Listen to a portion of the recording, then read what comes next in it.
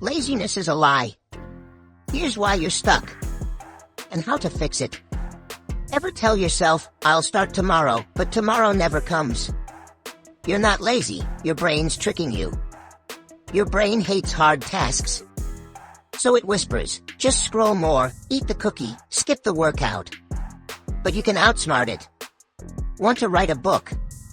Write one sentence. Want to get fit? Do one push-up. Tiny wins equals big momentum. Stop relying on motivation. Put your shoes by the bed. Now you don't decide to run, you just do. Promise yourself just 2 minutes.